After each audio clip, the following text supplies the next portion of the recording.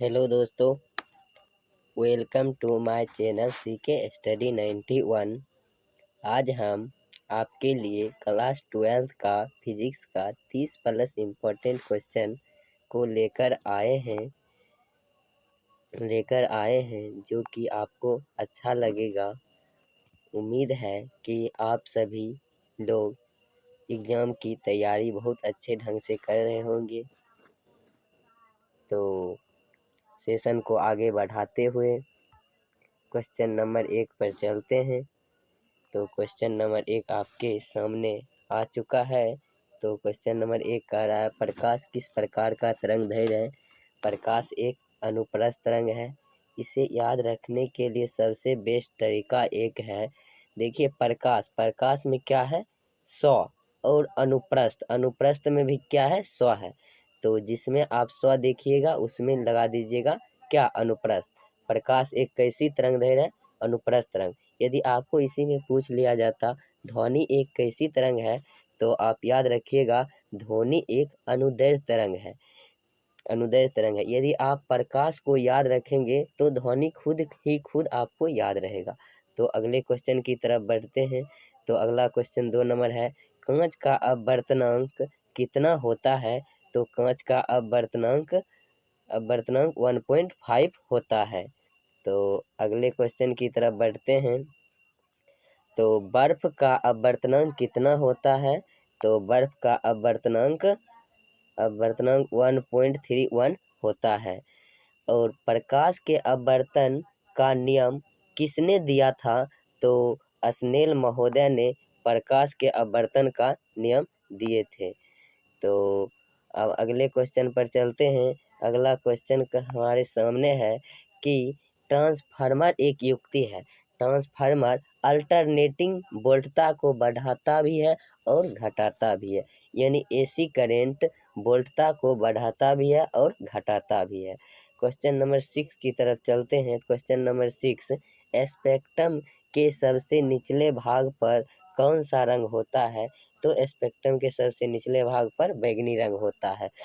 तो स्पेक्ट्रम में 7 रंग होता है, जिसमें सबसे ऊपर लाल होता है, सबसे नीचे बैंगनी।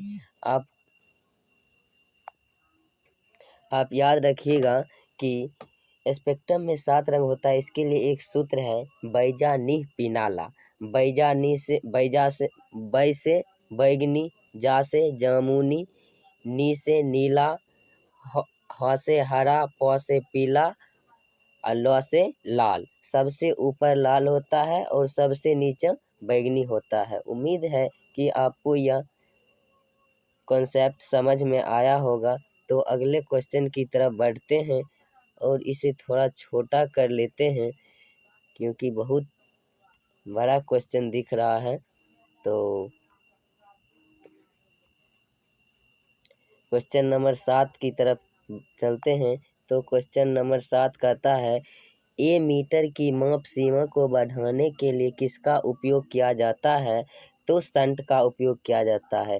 ए मीटर की माप सीमा को बढ़ाने के लिए शंट का उपयोग किया जाता है। क्वेश्चन नंबर 8 को देखते हैं। ए मीटर का स्केल अंकित रहता है, तो यह एम्पियर में अंकित रहता है। क्वेश्चन नंबर 9 कहता है, किसी चालक तार की लंबाई को खींचकर 2 गुना लंबा कर दिया जाता है तो उसका प्रतिरोध कितना गुना हो जाता है? तो उसका प्रतिरोध 4 गुना हो जाता है। तो अगले क्वेश्चन की तरफ चलते हैं। क्वेश्चन नंबर 10, लेसर किसका आविष्कारक लेसर का आविष्कार कब हुआ था? तो 1960 में हुआ था। याद रखिएगा लेसर का आविष्कार कब हुआ था? तो 1960 में हुआ था। तो अगले क्वेश्चन की तरफ चलते हैं। तो अगला क्वेश्चन है आपके सामने, डिबाई मात्रक है। तो डिबाई विद्युत द्विध्रुव आघूर्ण का मात्रक है। ये सभी क्वेश्चन बहुत ही इम्पोर्टेंट है।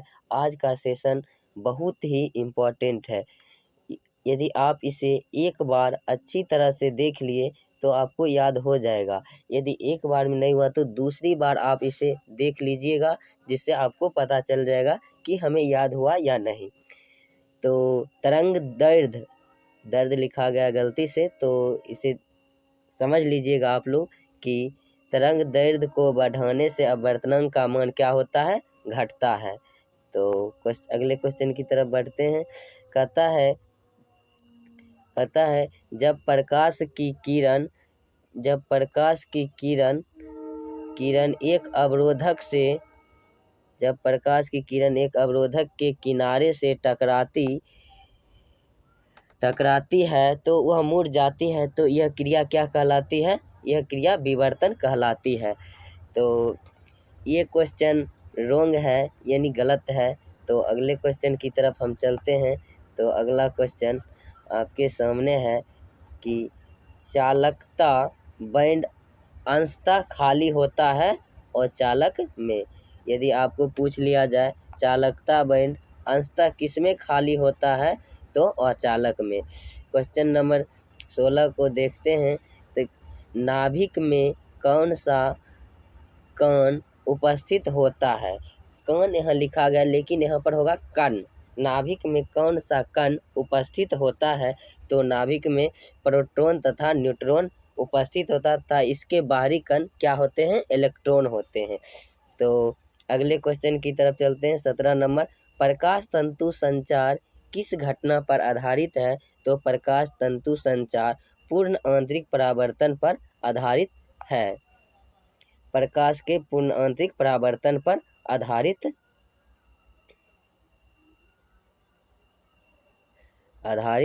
हैं। तो अगले क्वेश्चन की तरफ चलते हैं। तो अगला क्वेश्चन आपके समक्ष है, निर्वात में प्रकाश का चाल होता है। याद रखिएगा, निर्वात में प्रकाश का चाल 3 × 10⁸ मीटर प्रति सेकेंड होता है। यदि इसको किलोमीटर प्रति सेकेंड में यदि वहाँ पर ऑप्शन आपको रहे, तो 3 × 10⁵ किलोमीटर प्रति सेकेंड।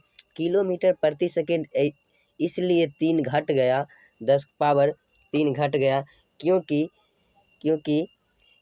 1 किलोमीटर में 1000 मीटर होता है। तो 1000 मीटर को हम क्या लिख सकते हैं, 10⁻³ मीटर। यदि 10⁻5 में 10⁻³ मीटर गुना करते हैं, तो यदि आधार बराबर है तो घात जुट जाएगा, 5 3 8, 3 × 10⁸ मीटर प्रति सेकेंड। तो ये से उम्मीद है कि आपको यह जो मैंने बताया वह अच्छा लगा होगा और समझ में आया होगा। तो अगले क्वेश्चन को देखते हैं कि निकट दृष्टि दोष का निवारण किया जा सकता है। देखिएगा, इसमें निकट दृष्टि दोष का निवारण किया जा सकता है। तो निकट में कितने अक्षर हैं, वर्ण हैं। निकट में 3 वर्ण हैं, तो यहाँ पर कितना है, यहाँ पर 4 है। 3 है तो 4 अक्षर वाले लेंस का उपयोग करेंगे। यदि दीर्घ दृष्टि दोष रहता है या दूर दृष्टि दोष, दीर्घ दृष्टि दोष में 2 वर्ण है, 2 अक्षर है, तो उसे 3 अक्षर वाले शब्द का प्रयोग करेंगे। तो दीर्घ दृष्टि दोष को दूर करने के लिए उत्तल लेंस का उपयोग करते हैं। अगले क्वेश्चन की तरफ बढ़ते हैं। तो अगला क्वेश्चन है कि सीजियम का देहली तरंगदैर्घ्य होता है, तो 656 नैनोमीटर होता है। थॉमसन विधि द्वारा इलेक्ट्रॉन का क्या ज्ञात किया जाता है, तो क्वेश्चन नंबर 21 का थॉमसन विधि द्वारा इलेक्ट्रॉन का आवेश तथा द्रव्यमान का अनुपात ज्ञात किया जाता है। तो अगले क्वेश्चन की तरफ बढ़ते हैं। प्रकाश विद्युत प्रवाह के आविष्कारक कौन हैं, तो हालवास हैं। 1 माइक्रोफैराडे बराबर कितना होता है, 10⁻⁻6। लिखने में नहीं हो रहा था, इसलिए मैंने ऐसे लिख दिया हूँ, तो आप समझ लीजिएगा। तो N प्रकार अर्धचालक में मुख्य धारावाहक होता है इलेक्ट्रॉन। N इसमें आप ध्यान दीजिएगा, N यहाँ पर क्या है, N से क्या होता है, निगेटिव चार्ज किस पे रहता है, इलेक्ट्रॉन पर रहता है। तो आप इस तरह से याद रख सकते हैं। N क्या है, N से क्या होता है, निगेटिव चार्ज किस पे होता है, इलेक्ट्रॉन पर। तो N प्रकार अर्धचालक में मुख्य धारावाहक क्या होता है, इलेक्ट्रॉन। प्रतिघात का मात्रक क्या होता है, तो प्रतिघात का मात्रक ओम होता है, याद रखिएगा। अगले क्वेश्चन को देखते हैं कि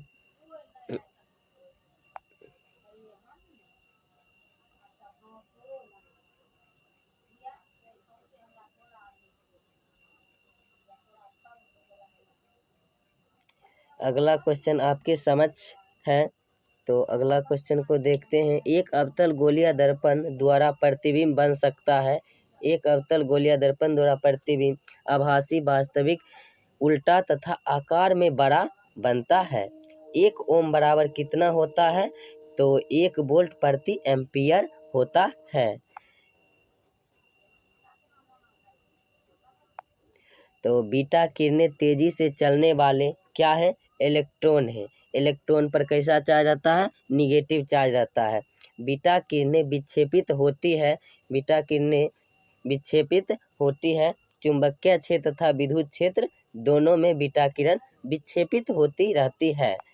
तो क्वेश्चन नंबर 30 पर चलते हैं। सूर्य का ऊर्जा का स्रोत क्या है? सूर्य का ऊर्जा का स्रोत नाभिकीय संलयन है। क्या है? नाभिकीय संलयन। मिलिकॉन की तेल बूंद विधि द्वारा इलेक्ट्रॉन का क्या ज्ञात किया जाता है? मिलिकॉन के तेल विधि द्वारा इलेक्ट्रॉन का आवेश यानी चार्ज ज्ञात किया जाता है। तो अगले क्वेश्चन पर चलते हैं। अगले क्वेश्चन है, एक पूरे चक्र में प्रत्यावर्ती धारा में यानी AC यानी अल्टरनेटिंग करंट में का मान क्या होता है? तो अल्टरनेटिंग करंट का मान क्या होता है? 0 होता है। प्रतिरोधों के समांतर क्रम में कौन सी राशि समान होती है? तो विभवांतर समान होती है। तो आज के लास्ट सेकेंड क्वेश्चन को देखते हैं। तो आज का लास्ट सेकेंड क्वेश्चन है, कार्बन प्रतिरोध का कलर कोड में लाल रंग का मान होता है। तो लाल रंग का मान 2 होता है। आप 1-2 और याद रखिएगा कि पीला रंग का कलर कोड क्या होता है? 4 होता है। क्या होता है? 4। और लाल रंग का क्या होता है? 2 होता है। और हरा रंग का क्या होता है? 5 होता है। तो आवेश